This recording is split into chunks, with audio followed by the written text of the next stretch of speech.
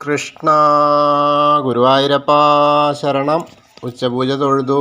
നല്ല സന്തോഷമായിട്ടോ. വളരെ രസമാണെന്ന്. ഇന്ന് ഉദയാസ്തമന പൂജയൊക്കെ ഉണ്ടായിരുന്നു. അതുകൊണ്ട് അത്യാവശ്യം നല്ല തിരക്കായിരുന്നു. എല്ലാ ഭക്തർക്കും നല്ല തിരക്ക് തന്നെയാണ്. ഇനിയിപ്പോൾ പറയാനില്ലല്ലോ, ഇനിയിപ്പോൾ എന്നും തിരക്കാവും. ഇനി കല്യാണങ്ങളും എല്ലാം ആയിട്ട് ഞായറാഴ്ചയൊക്കെ 324 കല്യാണമൊക്കെ ആണെന്നല്ലേ പറഞ്ഞത്. അപ്പോൾ ഇന്ന് ഉദയാസ്തമന പൂജയും ഉച്ചപൂജയും കളഭാലങ്കാരമൊക്കെ ഉണ്ടായത് പൊട്ടക്കുഴി ഭവദാസ്വാദിക്കനാണ്.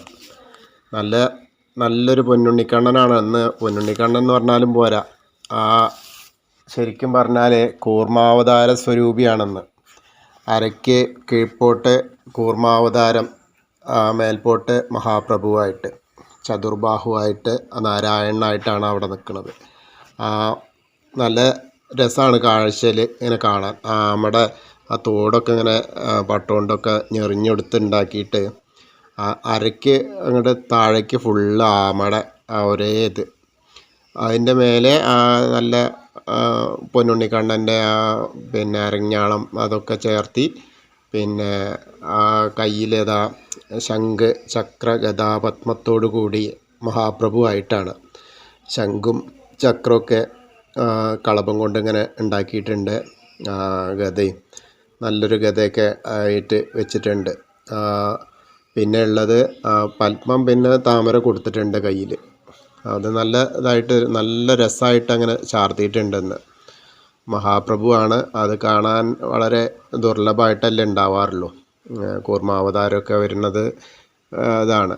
വളരെ വിശിഷ്ട ദിവസങ്ങളാണിപ്പോൾ അത്. നമുക്ക് ഭക്തന്മാർക്കത് കണ്ണിന് അത്രയും എന്താ വെച്ചാൽ മഹാപ്രഭുവിൻ്റെ വിഗ്രഹത്തിൽ മഹാപ്രഭു തന്നെ ആയിട്ട് കൂർമാവതാരം കൂടി ആയിട്ടാണ് നിൽക്കുന്നത്. ചതുർബാഹുവായ മഹാവിഷ്ണുവിൻ്റെ വിഗ്രഹമാണല്ലോ ഗുരുവായൂരപ്പൻ്റെ. അപ്പോൾ അവിടെ ആ ചതുർബാഹുവായ ആ വിഗ്രഹത്തിൽ മഹാപ്രഭുവായിട്ടും ആ കൂർമാവതാര രൂപിയായിട്ട് ഇങ്ങനെ നിൽക്കുക എന്ന് പറയുമ്പോൾ വളരെ രസമാണ്. നല്ല സമയമാണ്. അപ്പോൾ ഗുരുവായൂർ ഇന്നിപ്പോൾ ദർശനം കിട്ടിയ ആൾക്കാർക്കും എന്താ പറയുക, ഇനിയിപ്പോൾ കിട്ടാത്ത ആളുകൾ, നമ്മളെ ശ്രവിക്കുന്ന ആളുകൾക്കൊക്കെ ആ ഗുരുവായൂരപ്പൻ്റെ കടാക്ഷം ഉണ്ടാവും. നല്ല 2-3 മാലയൊക്കെ അങ്ങനെ ഉണ്ടമാലയൊക്കെ ചാർത്തിയിട്ട്, നല്ല തുളസിയും താമരയൊക്കെ അങ്ങനെ ആയിട്ടുള്ള ഉണ്ടമാല ഉണ്ട്.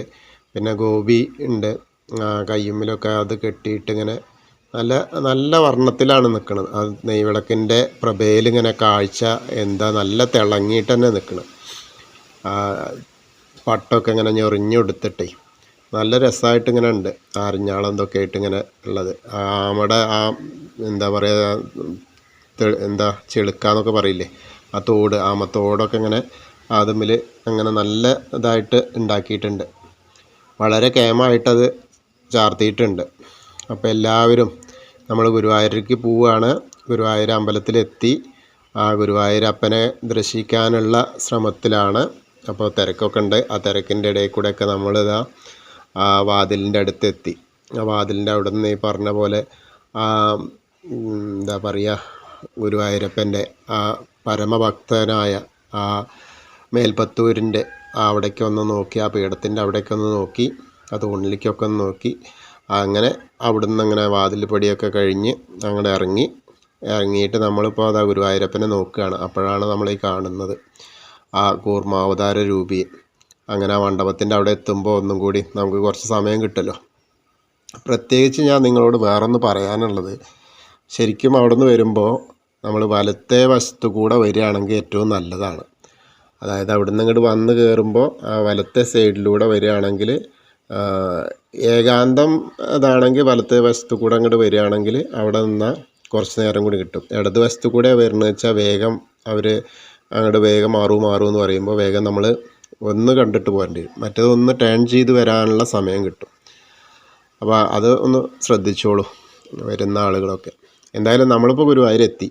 ആ ഗുരുവായൂരെത്തി അമ്പലത്തിൽ അത് ആ ഉണ്ണിക്കണ്ണൻ്റെ അടുത്തേക്ക് എത്തിക്കൊണ്ടിരിക്കുകയാണ്. ആ മണിമണ്ഡപത്തിൻ്റെ അവിടെ നിന്ന് നമ്മളൊന്ന് ദർശിക്കണം.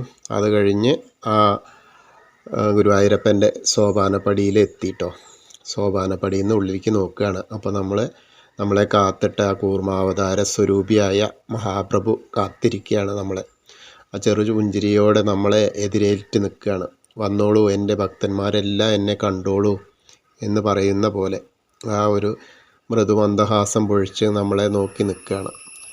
അപ്പം എല്ലാവർക്കും നമ്മളെ എന്തൊക്കെയാണോ ബുദ്ധിമുട്ടുകൾ, ബുദ്ധിമുട്ടുകളൊക്കെ പറയാൻ വേണ്ടിയിട്ട് കൂടിയാണല്ലോ നമ്മളിപ്പോൾ ഗുരുവായൂരപ്പൻ്റെ അടുത്ത് എത്തുന്നത്. അപ്പോൾ അത് അവിടെ അങ്ങോട്ട് ഇറക്കി വയ്ക്കുക, എല്ലാ കാര്യങ്ങളും അങ്ങോട്ട് സ്മരിക്കുക.